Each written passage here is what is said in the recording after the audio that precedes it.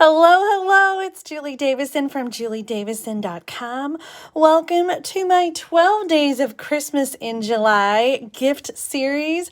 I did this really fun gift box with 12 individually wrapped gifts plus a bonus gift from me. And in coordination with that gift box, I am unveiling the gift each day and then sharing a project using that gift. This has been so much fun. This is the third time I've done this. The first two times were in November for December to celebrate Christmas, like the 12 days of Christmas, but we're doing Christmas in July this time because we have a brand new July through December mini catalog with some pretty amazing Christmas products in it. Some of the gifts in the box are not all from that catalog, but everything is a full-size product from Stampin' Up. And so if you haven't opened your day 3 gift, you might want to pause this video because I would hate to spoil the surprise. Today I'm going to open up the gift, show you what's inside, and then we're going to make a card. Are you guys ready? Say hello when you pop on, whether you're watching live or watching the replay. I see Annette has joined us. Hi, Annette. Are you ready to see what's inside day 3? I'm going to use my scissors to open up this plastic packaging. All the gifts are individually wrapped with numbers on them, and so you can open them one at a time along with me, or you can open them at your pleasure all at once if you'd like. So day 3, the gift is a package of blending brushes. This is a favorite staple of mine for adding color to your projects. They are disposable, although you can wash and reuse them. So both of mine are stained because of what I'm going to show you today. This is actually another one that is a little stained from the red, but once you rinse it off, you can reuse it and it dries and it doesn't have any effect on the next project. Do you guys have blending brushes? Do you use them? Here's the tip that I learned recently.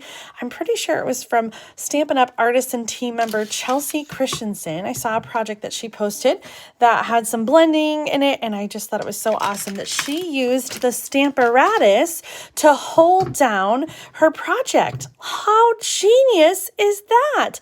I always have a hard time holding it straight, with one hand and trying to blend, and, I need 100 hands, I feel like. So using the Stamparatus to hold down your cardstock with the heavy duty magnet is a really great way to work on your blending project. So I've got a little piece of the small grid paper that fits just inside the Stamparatus, as we talked about yesterday. I'm using one of the magnets. I have to tell you, my magnet is covered in washi tape. That's why it's striped. I covered in washi tape, and then I added a little extra tab so that I would have something to pull up on.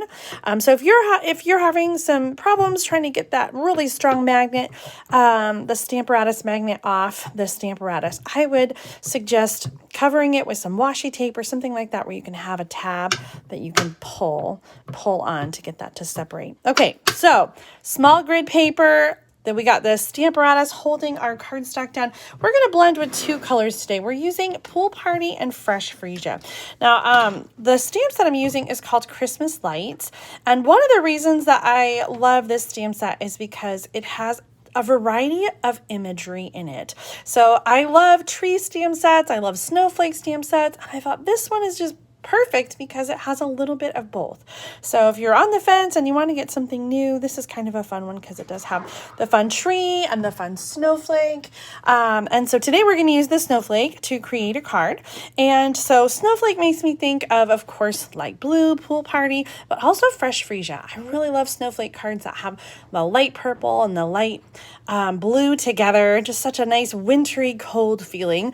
And in the hot weather that we've been having right now in July, it sort of reminds me of air conditioning, so I wouldn't mind a little snow right now.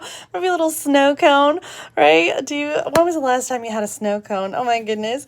I love sometimes having a slush with the girls. We make our own at home with some crushed ice and some water, and we just use like a drink mix, and we make up our own little slushies, and they are so yummy. Sometimes we throw some fresh fruit in there too, just for a little something different. So anyway, I would highly recommend that on these hot July days, making a little snow cone, a little slushy at home. So we're going to start. Let's do the Pool Party first. And so the blender pen packaging, it comes with 3 not blending brushes. It comes with 3 in there. So if you've got different colors, you can use, one for each color that you're working with. Now, I did say, and it's true, you can rinse these off and reuse them. So when not in use, I will have that rinsed off and it'll be pretty clean. So I can switch colors if I want to. Or you can have a different blending brush and you can mark it and have one for, kind of each color group or tone. So I'm just going to kind of blend. I'm sort of going in circles. Now, my goal here is I'm going to do 1/2 with purple and 1/2 with blue. So I'm dragging the blending brush down the ink pad, and then I always like to start a little bit off the paper because sometimes the first inking can have it leave a mark because there's just a lot of ink on it. So I like to start off a little bit and then blend and brush on. And so you can just keep going and blend as much as you want, depending on how dark you want it. I'm going to keep going here because I do want a nice dark color here. And again, I'm just sort of going with a diagonal. I love with the blending brushes that you can layer your colors and you can keep adding colors on top. Now see there, I didn't go on here first. And so I do have a little bit of a dark spot from the initial blend. I just re-inked my ink pad because I was feeling like my pool party was getting a little bit dry. But I maybe should have added a little more ink. Okay, I think this is looking good. We're going to switch colors. And so I'm going to take my cardstock and I'm just going to switch it around so that I have the other half. And we'll do that half. Now, I do feel like this is really, my Stamparatus, I feel like it's just sliding around. Do you see that? I have gripper feet on there. I usually have, let me grab it actually. I have this little piece of, I don't know, it's sort of like foam matting, shelf lining maybe. It came with a cutting board to keep it from slipping around. And so sometimes I use that when I have my laptop at my desk to keep it from sliding all over the place and the camera from shaking. So this is actually, that's going to be really great. So I'm going to put that underneath my Stamparatus to keep it from sliding around. We're switching colors and doing the fresh freesia next. Same technique. I'm just going to sort of swipe on the pad and then blend on our cardstock. I'm using a basic white cardstock and it is about 3 1/4 by 3 1/4, maybe 3 1/2. After we do our blending, we're going to emboss the snowflake image and die cut it. I have been playing around with this card idea, and so I have a couple different finish scenarios. You guys will have to help me vote on which one you prefer.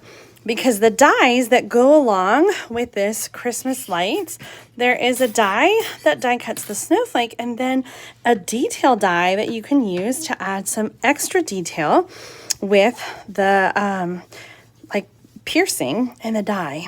Really, really fun. Okay, I think we're looking pretty good here. You could keep going, like I said, as much as you want. You can add other colors.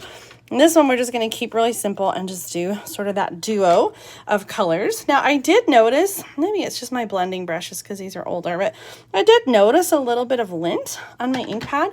And so you can take, I did this earlier to clean it. I'm just taking a little piece of Scotch tape just to kind of pick up that lint off the ink pad and just get it nice and cleaned up. I don't want that lint to affect other stamps when I'm stamping with this ink pad later on. So I'm just going to toss out that little piece of tape. If you have that problem as well with your blending brushes, leaving little stray hairs and lint, you can just clean it up with that piece of tape like that. Okay, let's move this out of the way, our Stamparatus, and we're going to use some silver embossing powder. Now, I want to make sure definitely to use my embossing buddy on the cardstock first because all that extra moisture and ink, I don't want it to stick. I don't want the embossing powder to stick to it. So we're going to stamp with Versamark ink Oh my goodness gracious. Good thing it was clear. Oh, the Versamark is a watermark ink pad, and it is a little bit thicker than the regular dye-based water-based dye ink that the regular ink pads are. So I guess I could have done that on the table. Anyway, my point is the embossing powder will stick because it doesn't dry as quickly. So I'm going to use the silver embossing powder. This is a really old jar. The jars now aren't so big, and it comes in a 3-pack with other metallics, copper and gold, along with the silver. Oh, you can see I overstamped there. Oh, and I have a lot of embossing powder sticking.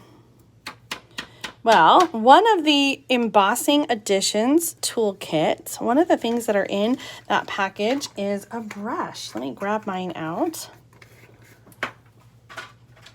I love this. So I'm still using my coffee filter, but we have a tray, an embossing powder tray, and then the tweezers, and then the brush. So I'm going to use the brush to kind of brush away that extra powder where it's stuck and I didn't want it.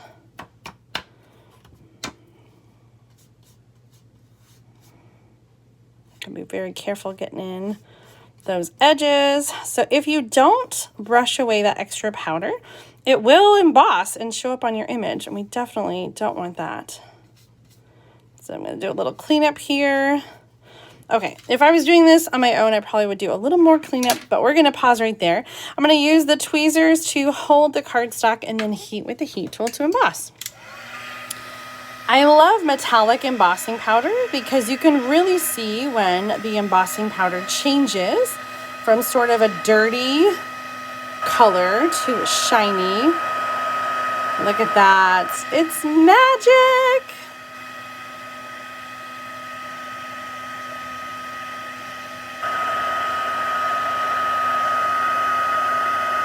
So I'm going to keep going until all of the image is embossed.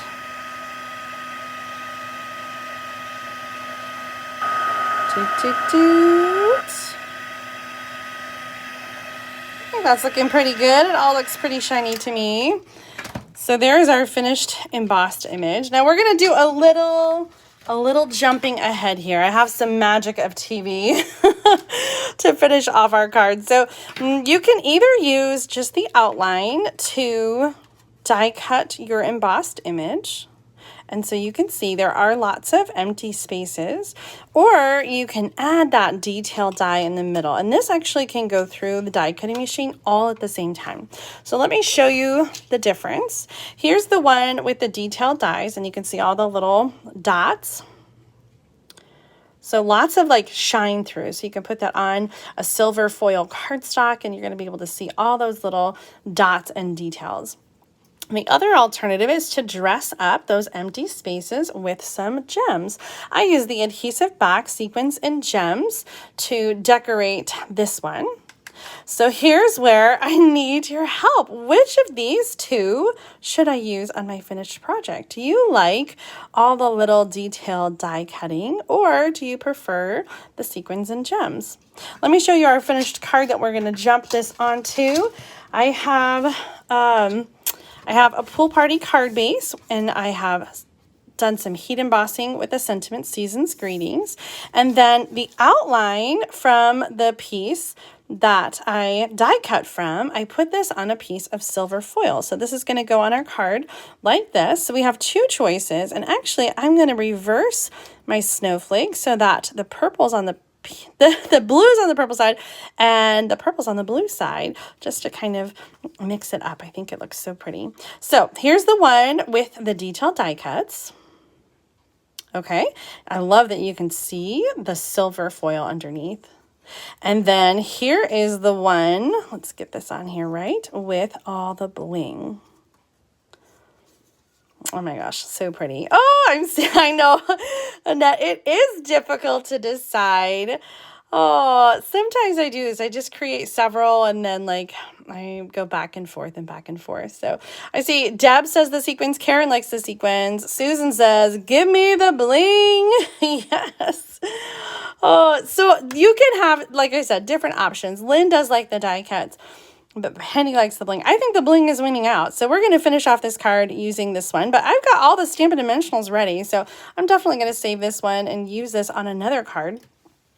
But I just love this, the way the blending looks, just to kind of really like make the card pop. I love that it's not just like a solid color. It's kind of soft and it varies. I just think it's really beautiful. Sort of like a watercolor background, but there's no water involved. So really beautiful backgrounds that you can create with the blending brushes. Oh, I'm just thinking I should have pulled out a couple of sample cards, but I didn't think to do that. So I don't have any other cards to show you. Let me just finish off this card and we're going to wrap up day 3. Have you guys been enjoying this daily video series? It is so much fun to jump on and share. If you got the 12 Days of Christmas gift box at home, I hope that you are enjoying receiving and opening all of your gifts. I do have a wait list, so check the link in the video description if you're interested in getting started with your 12 Days of Christmas gift box. I can't promise that I'll be able to get to everybody in the wait list, but I am going to do this 12 Days of Christmas series again in November, early December, so definitely watch for details on that. Oh my goodness. Oh, I love the way this turned out. These colors just make me so, so happy. So here's our finished card using the Christmas Lights stamp set, and we use the blending brushes with Fresh Freesia and Pool Party. Thanks so much for tuning in today. Be sure to come back tomorrow at 1 p.m. Central Time for another new project and the day 4 12 Days of Christmas in July gift box gift reveal. Have a great night, and I'll see you soon. Bye.